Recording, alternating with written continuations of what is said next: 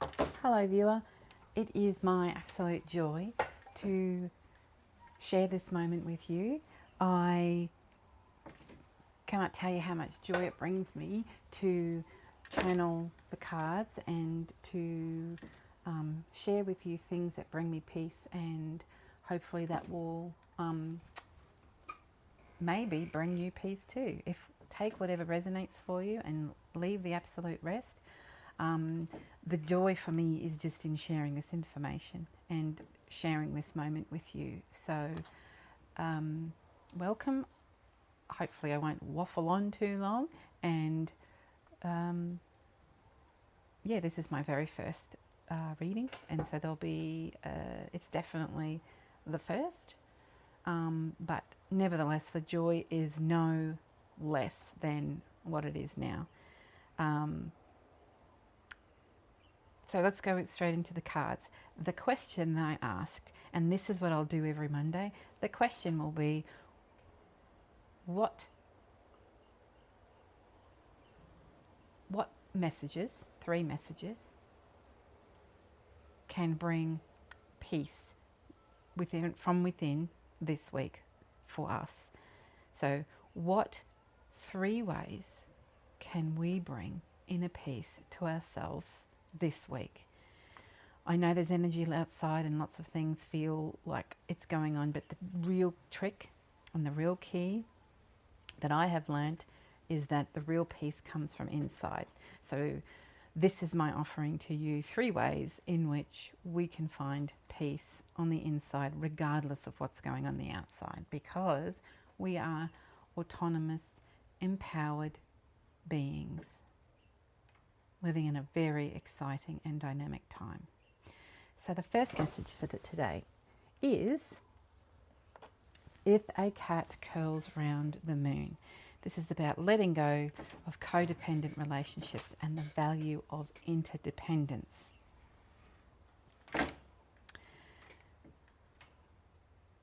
One way that dis-ease or unease or conflict or worry or stress can come into your life is in the way that we give our power away. And we can trick ourselves by doing this, and we don't have to. So I do this, or I can do this in ways when, if I behave a certain way, I'll expect a reaction or a particular behavior from somebody else. Say, for example, when earlier on with my partner, I would behave in a certain way, expecting them to behave in a certain way back to me. And when they didn't, for whatever reason, I would be upset and stressed out because of it. And I had to learn that the way that I behave should not be with the intention of somebody else behaving in a certain way in return. It should come from, or when it comes from, a place of me doing it because it's in line with my values and what I want to be as a person, it brings me a lot more joy and a lot more peace. And my partner was off the hook because I wasn't expecting them to do A, B, or C. Another way is when I was dealing with a tradesperson and they were not doing something in a way that I had expected. And because it was last minute and there was a lot of anticipation in leading up to it, there was a lot of that pressure to just go along to get along and put my signature on a piece of paper when I didn't feel comfortable. And I was faced with the choice of, okay, do I want to do this so that they will do B, or will I listen to how I feel and move in line with what I feel is right at the time? So I had to give my reasons and say I'm not giving a signature today because they weren't happy, and there was in my outside world there was discomfort, but within my inside world there was peace.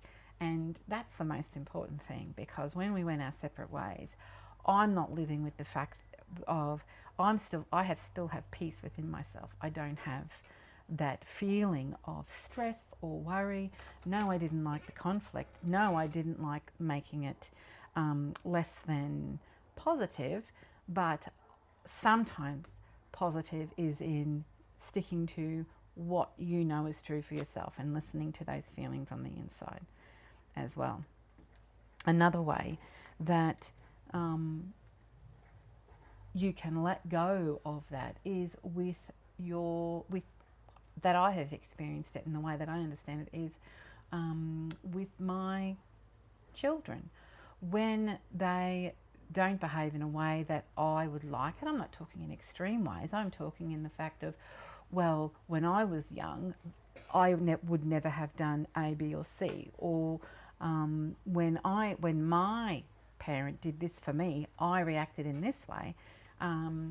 I need to remind myself that they are their own being, and this is a different world that they live in, and that's okay. And why do I want them to behave in that way? And more often than not, when I ask myself those questions, I think to myself, I don't need them to behave in that way because I am okay, or I can give myself what I need rather than expecting somebody else to give it to me, or not expecting somebody else, or just assuming. Because sometimes we can just get stuck in the groove of things. And also our lives are so busy that we don't actually have the time to think about those things. And just in those little quiet moments, in those little fleeting moments, it's special just to catch them and go, oh yeah, that's all right. And the only reason why it's worth catching is not for the benefit of somebody else, it's for the benefit of you. It's so you feel the peace, because I feel so much more peaceful not depending on my child or my partner or somebody outside or in my workplace to make me feel okay, because I know I have what I need and I can provide myself with what I need to make myself be okay. It's not like that every day, but you can. But whenever you catch it, you've been an absolute legend. Let's move on to the second one. The second message for the day is a firebird is called to soar. This oracle deck that I'm using, I don't know if I've mentioned it already, is from Colette Baron Reid, whose energy resonates with me a lot. She's definitely worth investigating. She can be found online, and this is her deck, the Dream Weaver's Oracle. She's very good. The message behind a firebird is called to soar is about being fully yourself, knowing who you are and who you are becoming, being authentic and shining on behalf of the divine. Today, for me, it's I can give you an example of that personally. But the question that's being raised for you to ask yourself is, do you know who you are and what you truly value and what matters to you? And how do you genuinely feel about things? It's sort of an extension from the first card there. Do you worry about what others think? That is the hardest thing. We are indoctrinated in a million different subtle and overt ways to be worried about what somebody else thinks. And we are immersed in it. And then we get to a point where we start to think, is this really what I want? And I would be happy I'm happy to be of service. I'm happy to serve and contribute to something. And share. That is where I'm at my happiness. But not to the detriment of my life force. And I call it life force, but I'm referring to that feeling of inspiration, of motivation that gets you up. Not the one that tells you, oh, you should do this because of this, and you should do that because it's right, and you should do this because it's right. Absolutely, those things are important. But is it because it's coming from a place where you are creative and motivated and taps into who you are? Or is it because it's coming from a place that we have been told in a billion different ways that we need to do this for this because it's right or good or nice? Niceness and kindness are two very different things, and kindness is the way that we should lead, because kindness protects our inner peace. Niceness does not protect our inner peace. Niceness pursues perfection, and perfection is not an act of kindness. Perfection makes us unhappy, and you do not have to be perfect to be magnificent. Let's go for magnificent, and I am sure you are already there. Magnificent is a much more peaceful place to be than perfect. Stay away from perfect. It does not bring any happiness at all. Try not to worry about what others think. That's laughable. I mean, if there's one moment through the week where you've gone, no, I'm not going to worry about what that person thinks, celebrate it, because that is turning against the tide, because there is such control in not worrying about what others think. So whatever you've done, if you have done it where you've not worried about what somebody else thinks, because you have been in line with what you value and you've been kind rather than nice, celebrate it. You have done an absolute, you have done something that is so incredibly powerful and built for longevity and for peace, and everybody will be okay. And you will be okay as well now, which is wonderful. A way that I can give an example of being fully yourself is, I could relate to that, is with doing this. This is my very first video. And I have got a microphone on my shirt, and I am channeling the information that comes through me for the highest good of everybody. And this is a side of myself that brings me the most joy. And I have not been brave enough to do this because of fear of the reaction. And I'm sure this is going to meet people out there in the interwebs, which is fantastic. And the thought that it might actually provide something that resonates or helps is wonderful. But I love the thought that I am contributing to the betterment of the world and putting energy out there, because just energy alone is helpful. And you doing that as well in your own ways is contributing to the energy of the world. And in a world where we are taught to look for that feedback, make sure we're pleasing people, look for that feedback that we are doing the right thing. When you put that positive energy out there and without that immediate feedback loop, it often feels like it's not significant, but it is. And even if this never reaches anybody, I have been true to myself, and I have backed myself, and there's no greater feeling than that. And there's nothing that anybody could say or do that would ever take that away. And it's taken a long time to come to that, because the fear of doing this is immense, and the fear of getting to the other side of that is huge.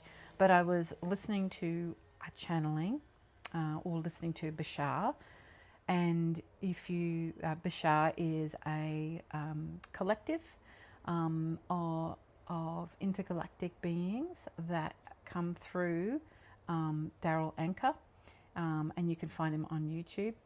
And they often talk about, aside from whether you believe that that's actually happening or not, it's lovely to listen to the information and see if it resonates. And for me, when they were talking about, what's this gone? They do that because they love doing it, and that's their joy. And whether 0 people were listening or 1,000 people are listening, they don't care. It's the joy that it brings them. And I know that this is bringing me the joy as well. No matter what is happening, it doesn't matter what the feedback is. The joy is in the action. And I think that what this is. A firebird is called to soar. The joy of the firebird, which is what you are, you have your light. The joy is in the action. The firebird is soaring. You will soar in your own way. Today I soar because I am soaring because I overcame my fear.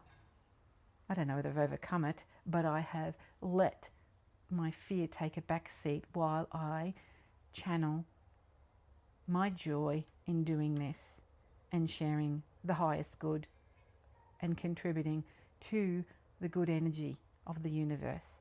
It's wonderful. And this is an invitation for you to do it too. And it could be whatever shape it is, your challenge, maybe you could do is to find it. And you will find it. Once you recognize it, you will find it in a million micro and macro ways. Hugging your child, smiling at a stranger, making that somebody's favorite dinner, offering a cup of tea, smiling at someone, donating $1 million, no matter how big it is or how small it is all you as a light soaring. Maybe it is paying it forward at a shop somewhere. Maybe it is taking a moment to pause. Maybe it is letting somebody figure something out on their own. Who knows what it is? So that's message number 2. Message number 3. If the dogs come circling round. Now this is the third message for the day, and that is about divine protection, a sense of safety despite chaos. Loyal people in your life stay true to your values. Now this is carrying on from the middle message as well. It's about tapping into those, what your value system is, because it's really important. Not because somebody else says it so, because it feels important to you. Who you are, how you were made, is exactly what the world needs. You are so powerful that you can choose to withhold it. You were not made by accident. There is intention behind the way that you are. And it is a gift to the world that it be there. And the gift does not necessarily mean that it's always smooth, because that's not what life is about. It's not about being smooth. Life is supposed to be, life is an adventure, and adventures have different landscapes. If you have read any interesting novel, if you know anything about any of the pop culture texts or videos, it is never a smooth journey, and everything is overcome. And believe in yourself that you can overcome it, and that every problem has a solution, and that you are